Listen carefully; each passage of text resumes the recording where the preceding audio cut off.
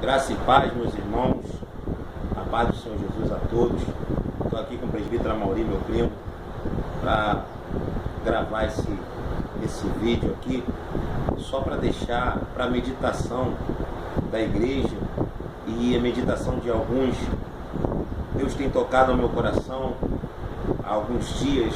Eu não sou muito de fazer vídeo, mas o Espírito Santo tem me incomodado para não falar isso. Lucas capítulo de número 5, versículo de número 8 em diante, diz assim: revendo isto, Simão Pedro prostrou-se aos pés de Jesus, dizendo: Senhor, ausenta-te de mim, que sou um homem pecador.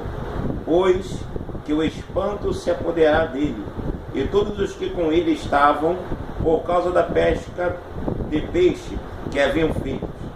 E de igual modo também a Tiago, João, filho de Zebedeu, que eram companheiros de Simão. E disse Jesus a Simão: não temas, de agora em diante serás pescador de homens. E levantando o barco para a terra, deixaram tudo e seguiram. Rapidamente eu queria só deixar aquilo que Deus colocaram no meu coração sobre o chamado de Pedro. Se eu falar aqui algumas características de Pedro, eu vou demorar algum tempo para explicar. Mas como eu não quero enfadar os irmãos, Pedro era uma pessoa que de jeito nenhum, qualquer um de nós, colocaríamos Pedro para exercer no nosso ministério. Pedro, pela lógica, é um camarada problemático, é um camarada que dá trabalho. Pedro, se nós vermos o andamento de Pedro, o segmento de Pedro, vamos ver que pela lógica, Pedro ele é um camarada que vai afundar no mar. Pedro é um camarada que vai negar Jesus 3 vezes.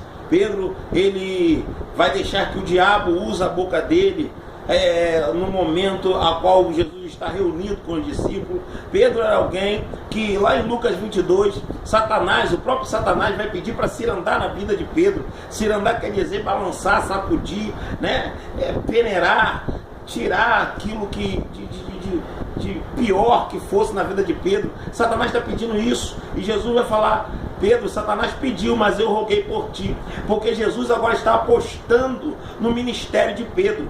Só que pela lógica humana, ninguém vai dar atenção a Pedro. Ninguém quer Pedro perto, porque Pedro dá trabalho, não é verdade? Quem dá trabalho, muitas das vezes a gente quer distância. Só que Jesus, ele falou algo no meu coração: quanto mais trabalho você dá, mais perto Jesus quer que você chegue até ele. Quanto mais as pessoas querem que você se afaste de Jesus, Jesus está falando assim: vem para perto, vem para perto.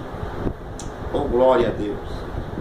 E agora aqui, depois que Pedro fica uma noite tentando pescar, ele não pega nada, e agora Jesus aparece a Pedro e fala: olha, lança a rede no mar alto. Pedro ainda não tinha intimidade com Jesus, Pedro ainda não conhecia Jesus, mas ele vai falar: ó, sobre a tua palavra eu lançarei a rede.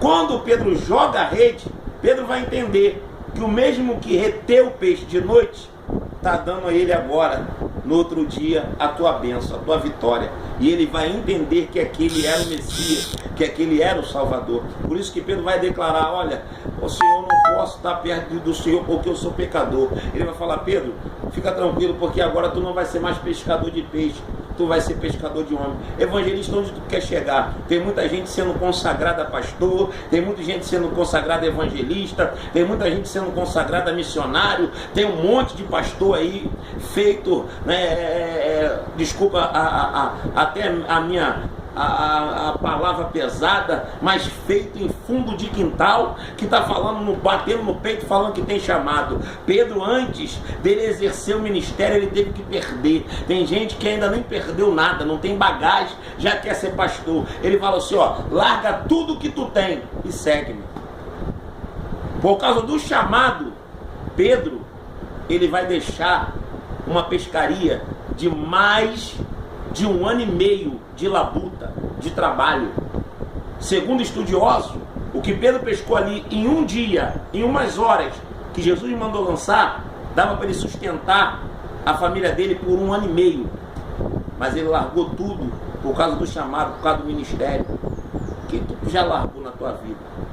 Que bagagem você tem para falar, ó, bater no peito e falar assim, não, ei,